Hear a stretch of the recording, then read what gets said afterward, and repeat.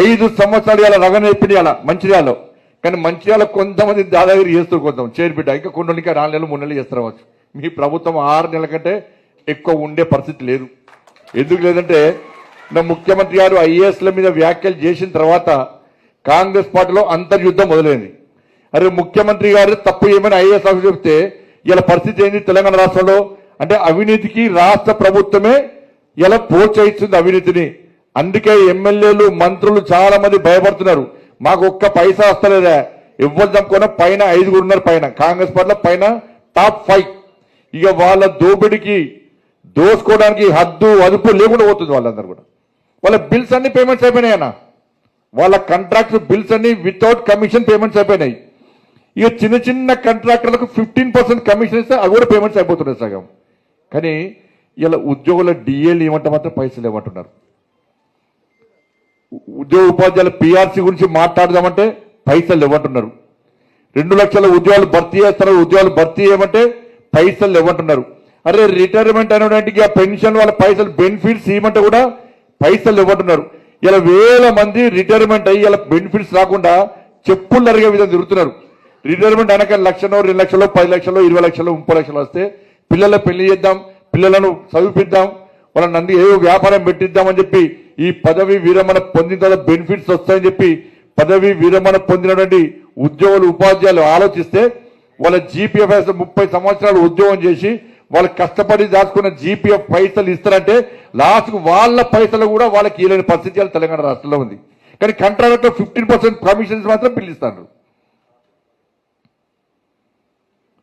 ఇది ఈ తెలంగాణ రాష్ట్రంలో పరిస్థితి. ఎటువంటి ప్రభుత్వం ఇక ఈ అన్నిటికీ పరిష్కారం ఏంటంటే ఎమ్మెల్సీ ఎన్నికలే పరిష్కారం. ఎమ్మెల్సీ ఎన్నికలే పరిష్కారం. ఇవాళ 2 లక్షల ఖాళీలు ఉన్నాయన్న.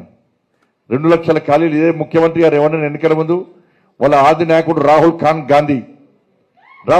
గాంధీ ఇవాళ వచ్చిండు, ఏడికి వచ్చిండు. ఇక మొన్న చెప్పినట్రా నేను తప్పు మాట్లాడినా అన్నవన్నా మొన్న నేనేమన్నా అంటే వాళ్ళ ఆయన ఒక కాంగ్రెస్ పార్టీ లీడర్ నన్ను అడిగిండు మీడియాలో బ్రేకింగ్ న్యూస్. నేను బండి సంజయ్కి ఏం తెలిసే తండ్రి మతమే కొడుకు వస్తుంది అన్నాడు. మరి తండ్రి మతం ఏంది? తండ్రి పేరు ఏం పేరు? రాజీవ్ గాంధీ తండ్రి పేరు ఏం పేరు? ఫిరోజ్ ఖాన్. ఈ గాంధీ యాడ్ చేసుకున్నారు. గాంధీ ఎక్కడ గాంధీ ఆ మహాత్ముడు చూస్తే ఇలా ఎంత బాధపడుతున్నాడు మహాత్ముడు. నేను మహాత్మా గాంధీని ఈ దేశ స్వాతంత్ర్యం కోసం నేను కొట్లానా, నన్ను మహాత్ముడని భావిస్తారు, దేశ ప్రజలను పూజిస్తారు, ఆరాధిస్తారు, అభిమానిస్తారు. ఈ నా పేరు గాంధీ ఎందుకు పెట్టుకుంటే వీళ్ళు ఎక్కడి వచ్చింది గాంధీ అని వాడు బాధపడుతున్నాను. ఫిరోజ్ ఖాన్ గాంధీ అన్నప్పుడు ఫిరోజ్ ఖాన్ గాంధీ కొడుకు పేరు ఏమవుతుంది?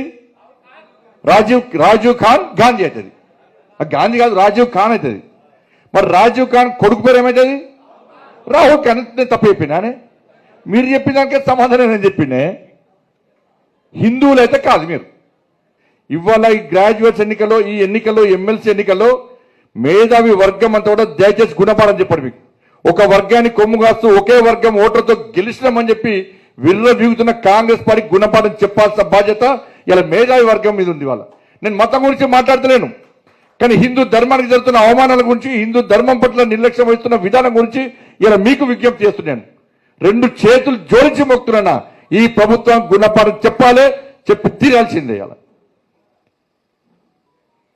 బరాబర్ అడిగే దమ్ము మాకుంది. వాళ్ళ ఓటు అడిగే అర్హత కేవలం భారతీయ జనతా పార్టీకి మాత్రమే ఉంది. కొట్లాడింది మేము.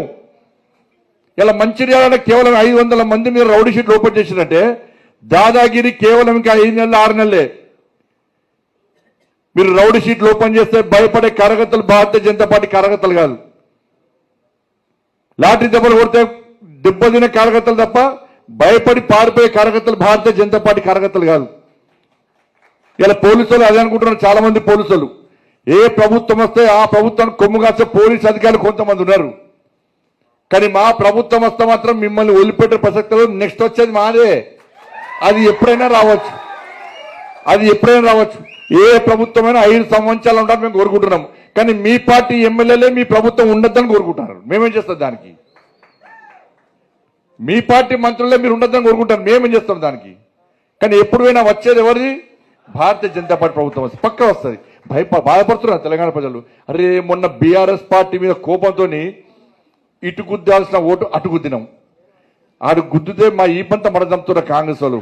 ఇక వీళ్ళ ఈ పంత మడదంపాలంటే ఈ ఎమ్మెల్సీ ఎన్నికలే బరాబర్ ఒక మంచి ఆయుధం అని చెప్పి తెలంగాణ రాష్ట్ర ప్రజలందరూ కూడా అరే ఇంట్లో పిల్లలకు చెప్తున్నానా, ఉద్యోగస్తులుంటే బిడ్డ మీరు మాత్రం ఓటేయకండి, బీజేపీ మాత్రం ఓటేయండి, కానీ కాంగ్రెస్ పార్టీ మాత్రం ఓటేయకండి. ప్రతి ఇష్యూ మీద మనం కొట్లాడాలి. మన కాంగ్రెస్ పార్టీ ఏ రోజు కొట్లాడే.